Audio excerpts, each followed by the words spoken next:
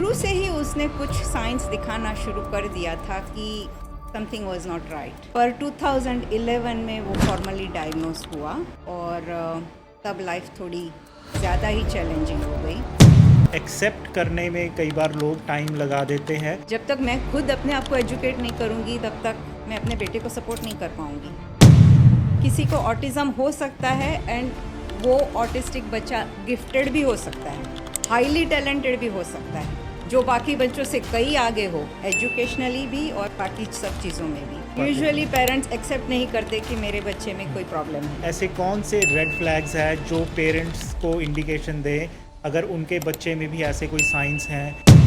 जितना जल्दी वो डायग्नोसिस मिलता है उतनी जल्दी बच्चे की थेरेपीज चालू हो जाएगी।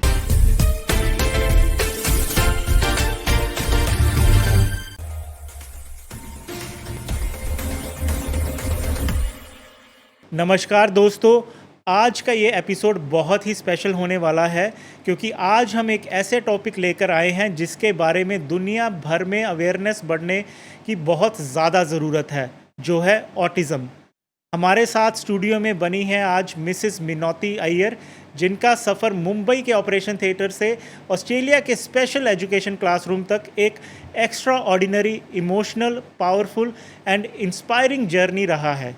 वो एक एनेस्थीसियोलॉजिस्ट थी मुंबई में, फिर ऑस्ट्रेलिया आकर जीपी बनी और अपने बेटे अनमोल के ऑटिज़म डायग्नोस होने के बाद उन्होंने अपने करियर को रोककर पूरा लाइफ डेडिकेट किया स्पेशल एजुकेशन के इस फील्ड में। मिनोती जी, मैं स्वागत करता हूं आपको यूएमएम के एक नए एपिसोड में। So let's welcome Minoti ji. Thank you Mithun ji, thank you for inviting मी।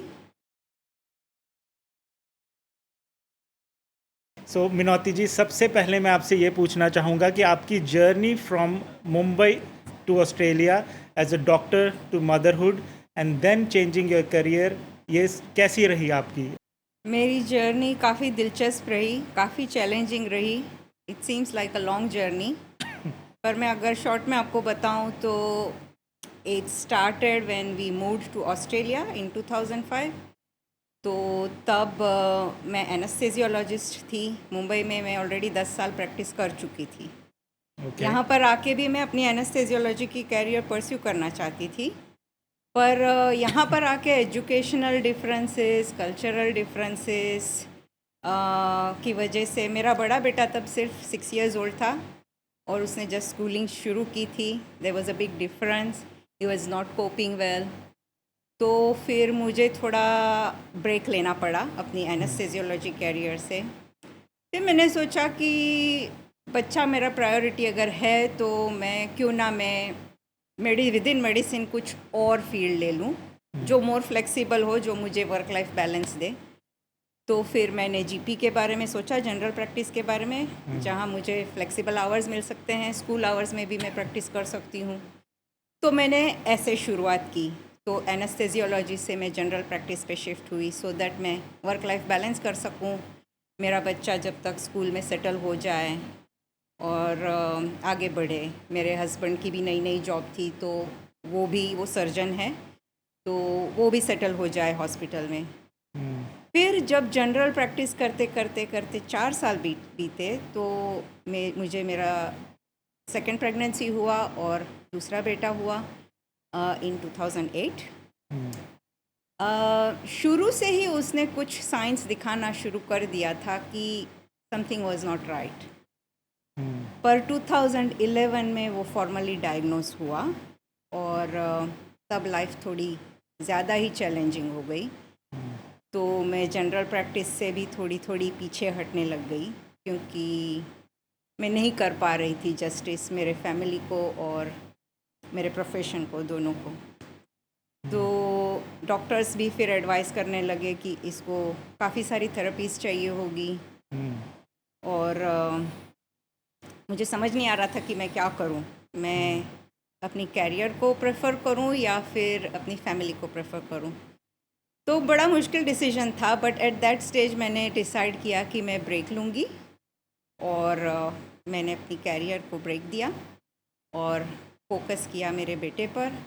उसका डायग्नोसिस हुआ था ऑटिज़म और उसको अर्ली इंटरवेंशन की भी ज़रूरत थी। बहुत सारा प्लानिंग था आगे। तो फिर ऐसे मेरा करियर एनेस्थेसियोलॉजी से मदरहुड और फिर आगे जाके टीचिंग में शिफ्ट हुआ जब मेरा बेटा स्कूलिंग शुरू किया। ओके।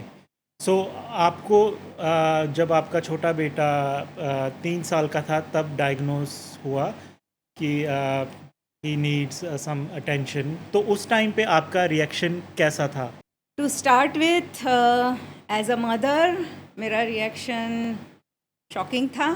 मुझे शॉक भी लगा, मुझे डर भी लगा, एक्सेप्टेंस नहीं था। लेकिन कहीं ना कहीं मेरे अंदर एक जो डॉक्टर थी उसने कहा कि मुझे एक्सेप्ट करना चाहिए ताकि मैं टाइम पर उसको थेरेपीज दे सकूं और उसको जो कुछ भी चाहिए उसका कॉग्निशन और उसको इम्प्रूव करने के लिए जो कुछ भी मुझे करना पड़े वो मैं करूं। उसके लिए सबसे पहले ज़रूरी था कि मैं एक्सेप्ट करूं। तो मैंने वो चैलेंज को और फियर को ओवरकम किया और फिर मैंने एक्सेप्ट किया।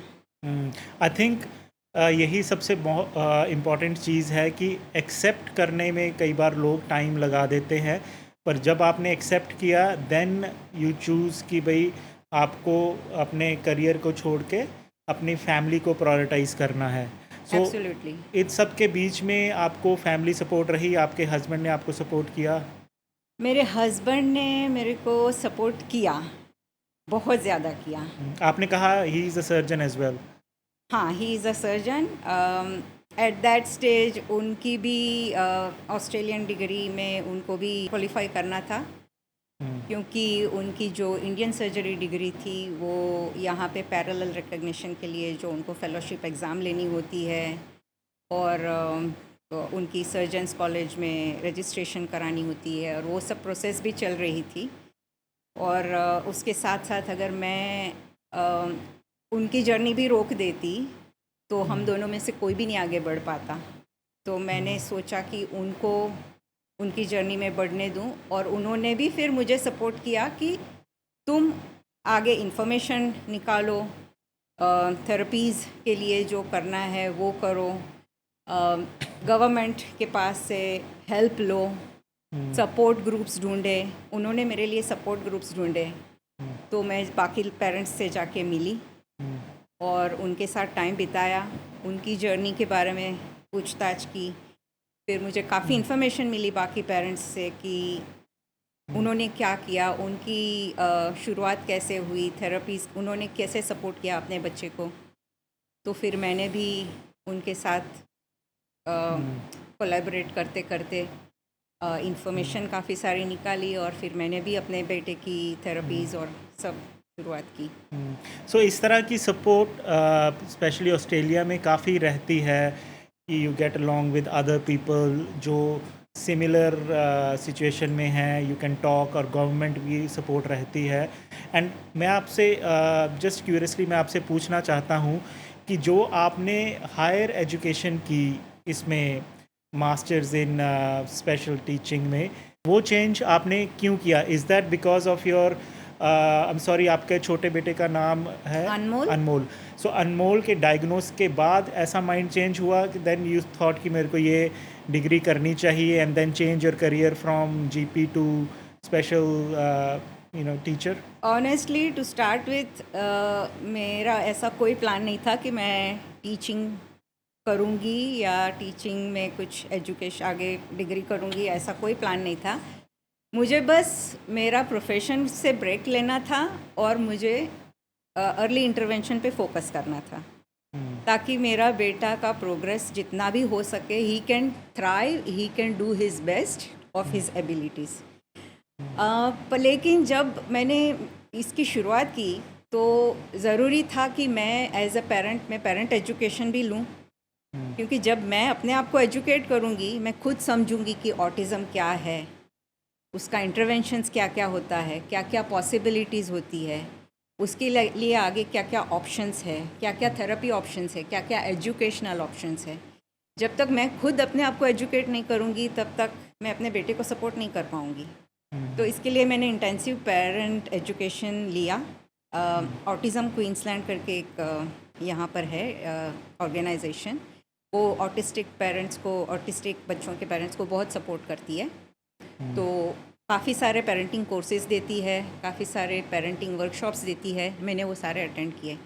मैंने इंटेंसिव पेरेंट एजुकेशन किया और साथ साथ में मैंने मेरे बेटे की थेरेपीज़ भी शुरू कराई। तो जब मैंने थेरेपी शुरू कराई तो मेरा इंटरेस्ट बढ़ता गया कि ये ह्यूमन ब्रेन कैसे वर्क करता है, कैसे ये बच्चा ऑटिस्टिक ब्रेन कैसे सोचता है, कैसे लर्न करता है, इसको किस तरह से सिखाया जाए, कैसे टीच किया जाए। ऐसे टीच करोगे तो वो सीखेगा, नहीं सीखेगा। इसके लिए क्या रिसोर्सेज हो सकते हैं, तो इनके लिए स्पेशल रिसोर्सेज डेवलप करो तो बच्चा लर्न कर सकता है।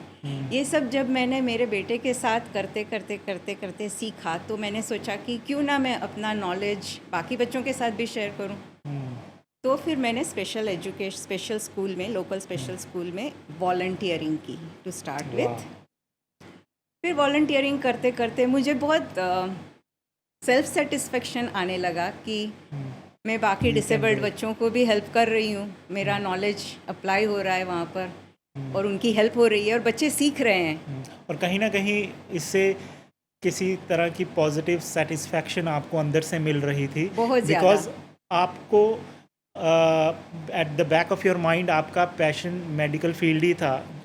जैसे आपने अपनी जर्नी एक्सप्लेन की कि आप इंडिया में डॉक्टर थे, यहाँ पे आके आपने जीपी का वो किया, देन यू चूज़ ये स्पेशल। तो बेसिकली आपका पैशन भी था and then you wanted to do something for the community as well, and that is why I think आपने चूज़ किया कि आपको वॉलंटियर काम करना है। वो आपको पॉजिटिव वाइब्स दे रहा था, आपको अच्छी फीलिंग्स, है ना, कि भाई वो चीज़।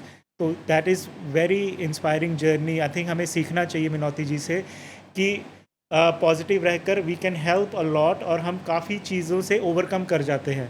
सो I think it's a truly inspiring journey जो आपकी। और ये भी होता है कि मेरा मेडिकल बैकग्राउंड था तो psychology was part of my education, medical education. तो वो हिसाब से मैं बच्चों की साइकोलॉजी समझती थी, इसलिए मुझे पेरेंट एजुकेशन जब मैंने ऑटिज़म का लिया तो आसानी हुई वो समझने में, बच्चों को समझने में, वो सीखने में।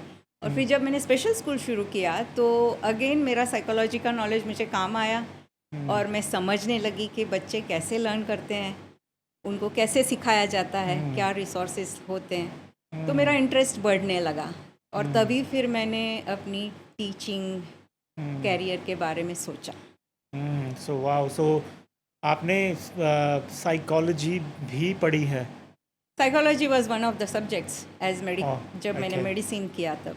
Okay okay. So Minoti ji, simple words में ये ऑटिज़म है क्या? सो ऑटिज़म को मेडिकल लैंग्वेज में बोलते हैं autism spectrum disorder. So it is a spectrum from this end to this end. तो लोग यूजुअली समझते हैं ऑटिज़म मतलब बहुत डरावना है या बच्चा बहुत लो फंक्शनिंग होता है, which is a myth. It's not true, क्योंकि किसी को ऑटिज़म हो सकता है एंड वो ऑटिस्टिक बच्चा गिफ्टेड भी हो सकता है, हाईली टैलेंटेड भी हो सकता है, जो बाकी बच्चों से कई आगे हो, एजुकेशनली भी और बाकी सब चीज़ों में भी। तो autism basically neuro developmental disease है। उसमें डेवलपमेंटल डिलेज भी हो सकते हैं, डेवलपमेंटल वेरिएशंस भी हो सकते हैं। तो कोई बच्चा डेवलपमेंटली थोड़ा सा बिहाइंड हो सकता है, कोई बहुत ज़्यादा बिहाइंड हो सकता है, किसी को माइलस्टोन्स डिलेड हो सकते हैं।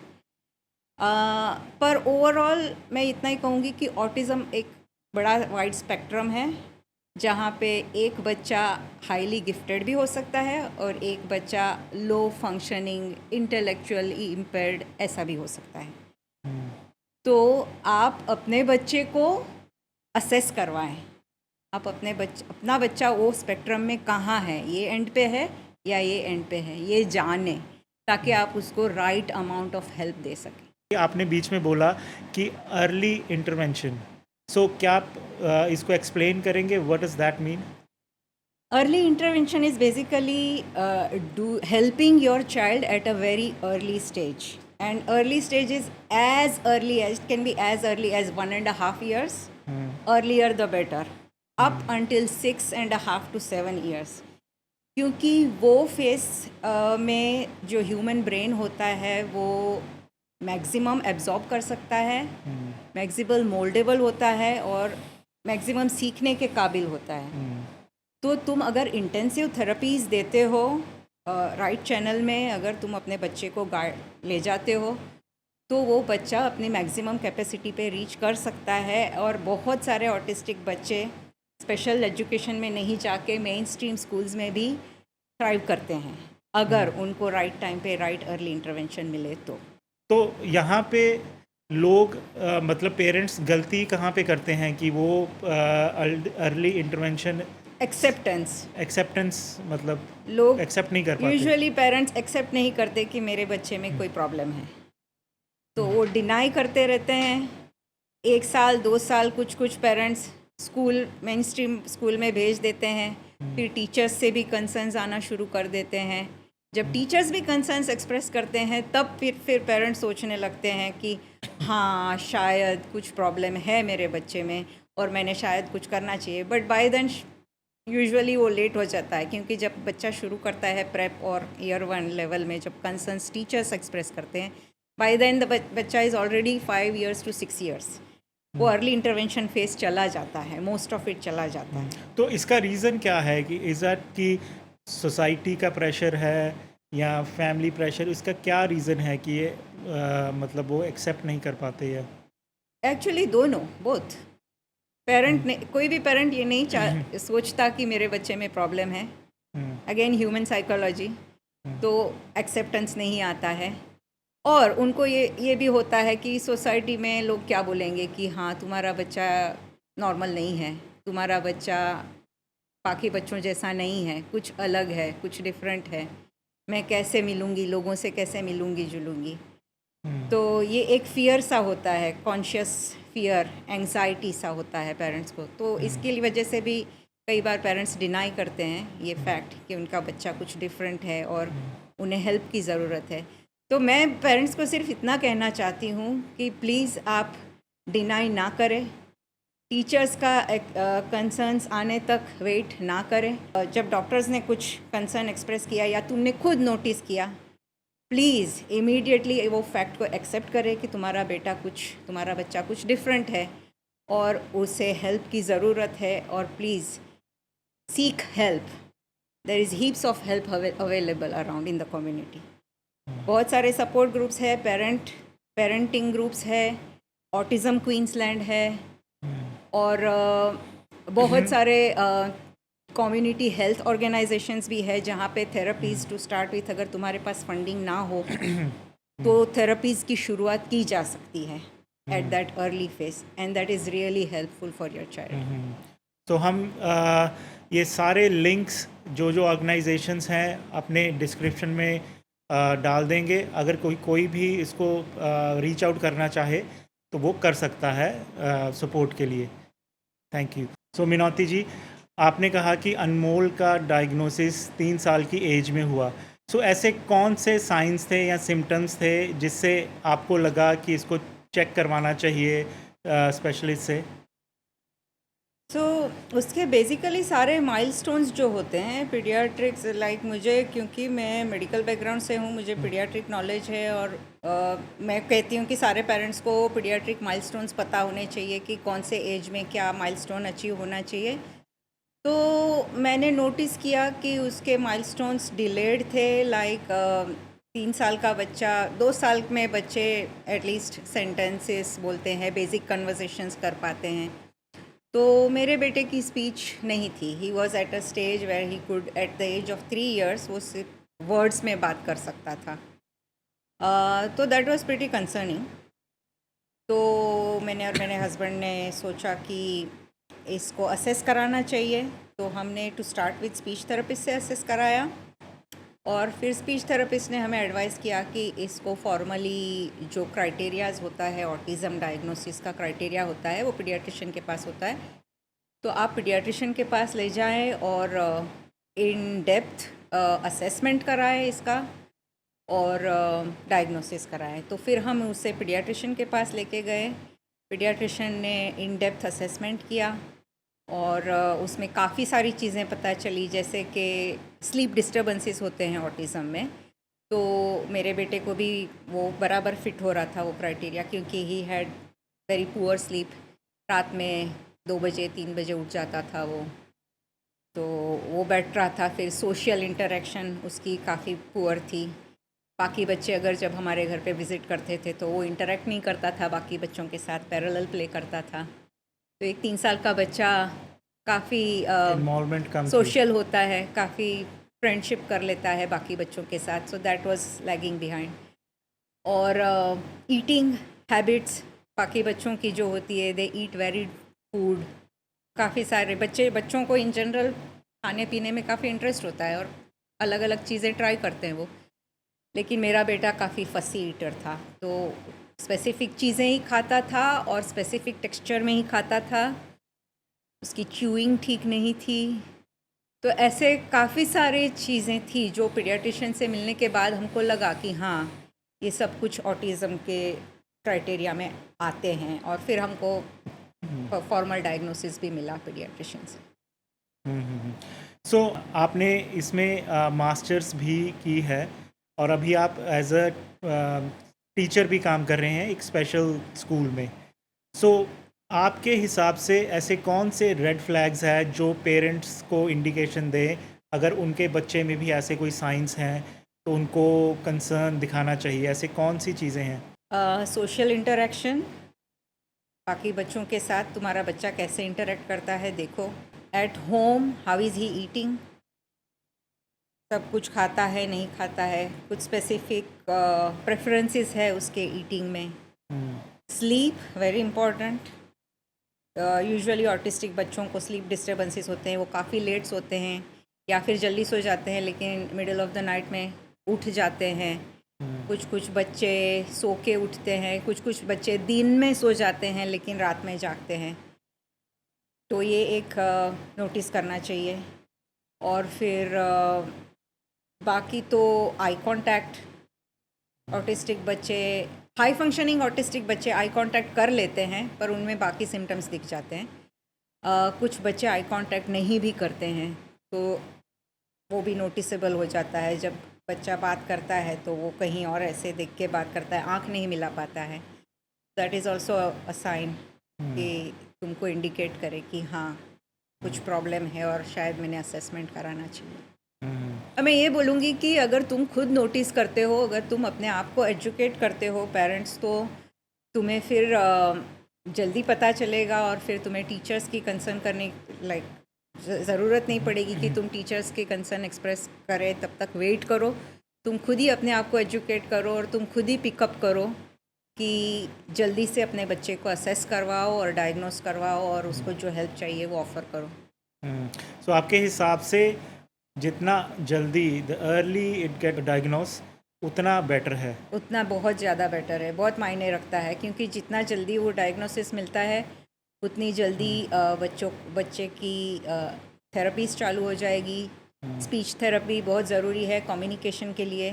ऑक्यूपेशनल थेरेपी बहुत ज़रूरी है बच्चे की डेली लिविंग स्किल्स के लिए, क्योंकि ऑटिस्टिक बच्चों को ये स्किल्स जल्दी डेवलप नहीं होती, उन लोग डिलेड होते हैं। Basic things like brushing there teeth या फिर dressing, undressing, combing there hair, ऐसी बेसिक जो डेली लिविंग स्किल्स है वो ऑटिस्टिक बच्चे जल्दी जल्दी नहीं सीख पाते हैं। तो अगर डायग्नोसिस जल्दी हो गया है तो तुम ऑक्यूपेशनल थेरेपिस्ट से हेल्प ले सकते हो कि वो स्टेप बाय स्टेप उनको ब्रोकन स्टेप्स में सिखाए और वो सीखे और वो इंडिपेंडेंट बने। सो आपके हिसाब से आपको लगता है कि जैसे बीइंग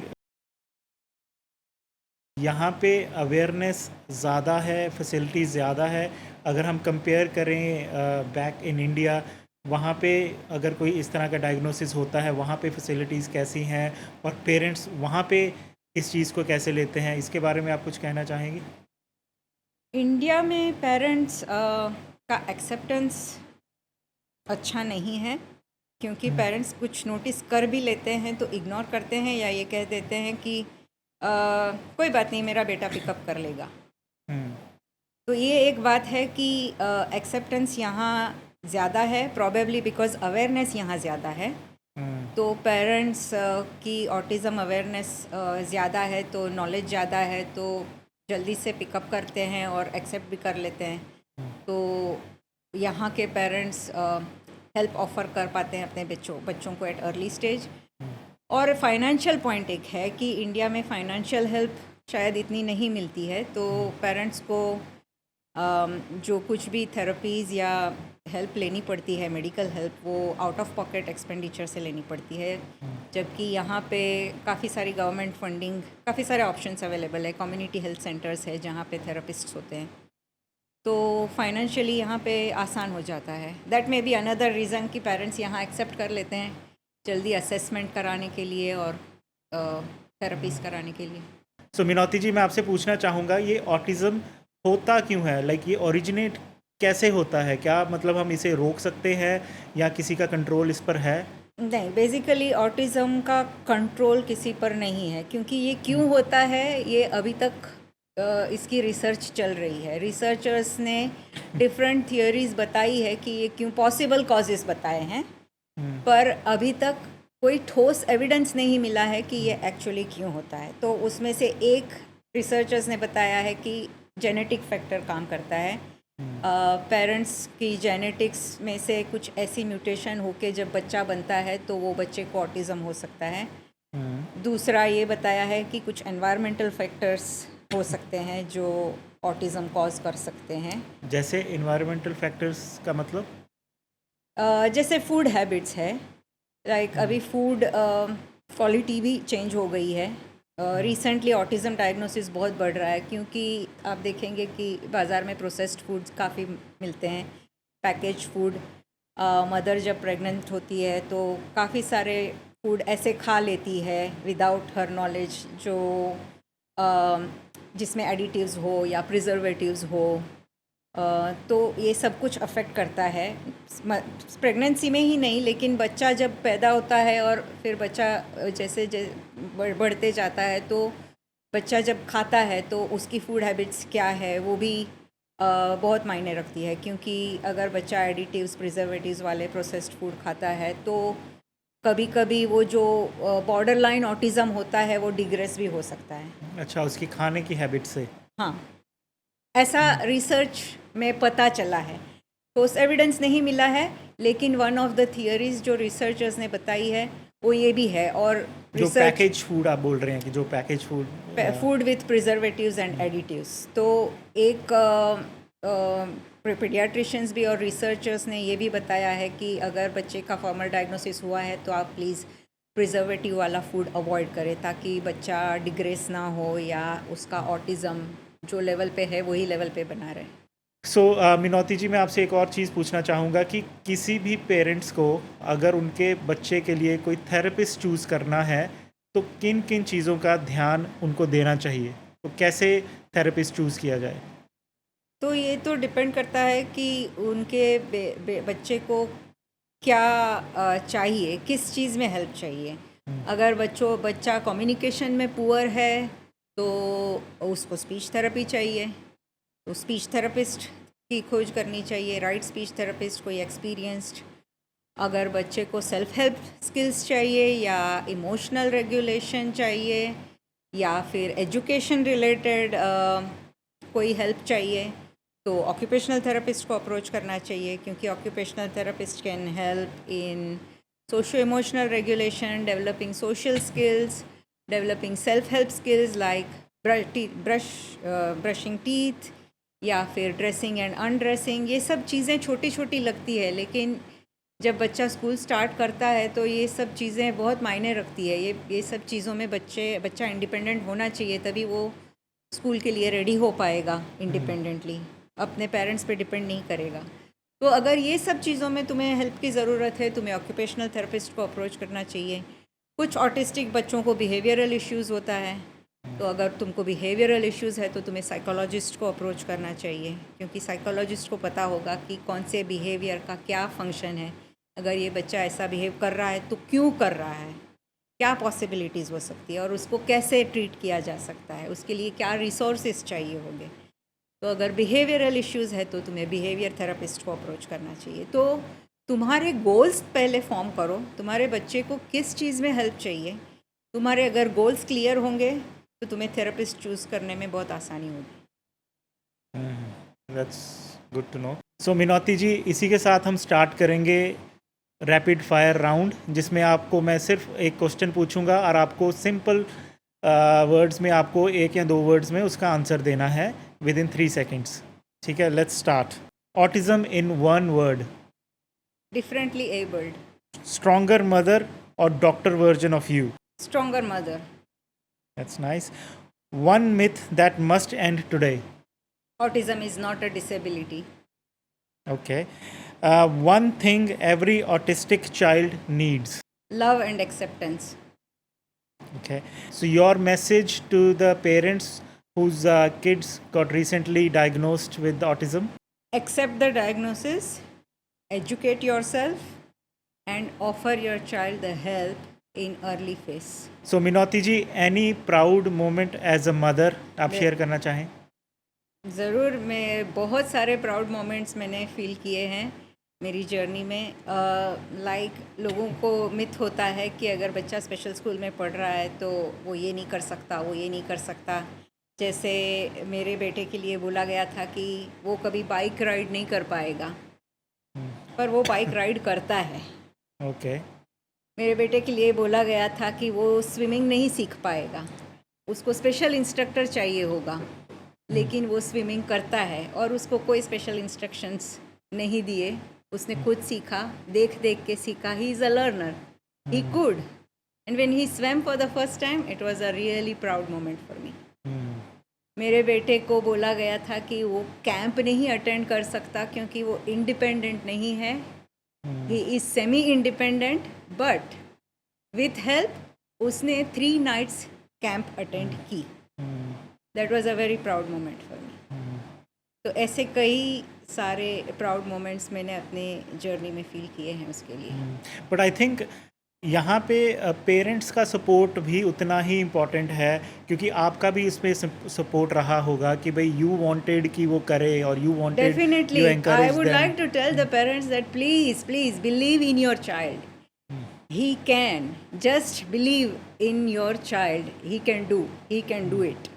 कभी मायूस ना हो, उसको जो सपोर्ट चाहिए, उसको जो हेल्प चाहिए वो दे उसको, लेकिन गिव अप ना करे कभी। और कहीं ना कहीं बच्चा भी सब, चाहे वो बोलता ना हो या चाहे वो कुछ एक्सप्रेस ना करता हो, पर वो समझता पर तो वो जरूर लर्नर है। लर्नर अगर है। वो बोलता नहीं है तो वो उसका कम्युनिकेशन में प्रॉब्लम है, लेकिन उसका दिमाग फिर भी काम करता है। वो he can still learn the things other kids can learn. So don't give up on other things just because he is not communicating, because he is still capable of learning. He may learn differently, but he will learn. He may learn slowly, but he will learn. So just believe in your child. That's very good. So एक और question मैं आपसे पूछना चाहूँगा मिनौती जी। बहुत लोग I think इसमें confuse रहते हैं कि ऑटिज़म और ADHD, सो क्या है इस चीज़ दोनों में डिफरेंस? तो ऑटिज़म जैसे न्यूरो डेवलपमेंटल डिसऑर्डर है, और ADHD बेसिकली सिर्फ अटेंशन का प्रॉब्लम होता है, attention deficit hyper activity disorder. So कुछ बच्चों को सिर्फ अटेंशन डेफिसिट होता है, ADD बोलते हैं उसको। कुछ बच्चों को अटेंशन डेफिसिट और हाइपर एक्टिविटी दोनों होता है। पर अगर ऑटिज़म है तो ADHD पार्ट ऑफ ऑटिज़म होता है। मोस्ट ऑटिस्टिक बच्चों को ADHD होता है, लेकिन अगर ADHD है तो ऑटिज़म है ये ज़रूरी नहीं है। तो ये बहुत ज़रूरी होता है कि तुम अपने पीडियाट्रिशियन से असेसमेंट कराओ और राइट डायग्नोसिस लो, ताकि तुम राइट काइंड ऑफ थेरेपीज़ में अपने बेटे को चैनलाइज कर सको। That's good. सो दोस्तों, आज के इस एपिसोड से हमने ये सीखा कि autism it's not the end, it's a new beginning. So autism is not being disabled but being differently abled. So thank you Minoti ji to coming to our show and sharing your journey. बहुत कुछ सीखने को मिला and आपकी journey बहुत ही inspiring थी। I am sure हमारे audience को काफ़ी कुछ सीखने को मिला। Thank you very much for It coming was my pleasure to be here. Thanks for inviting me, and I hope I could give the information that will be helpful to our parents. Thank you so much. So दोस्तों, आज का ये episode हम यहीं पे finish करते हैं। अगर आपको ये एपिसोड पसंद आया तो चैनल को सब्सक्राइब करना ना भूलें और बने रहें हमारे अगले एपिसोड के साथ। तब तक stay tuned. Thank you. Disabled. We can do it. गलत हो गया फिर।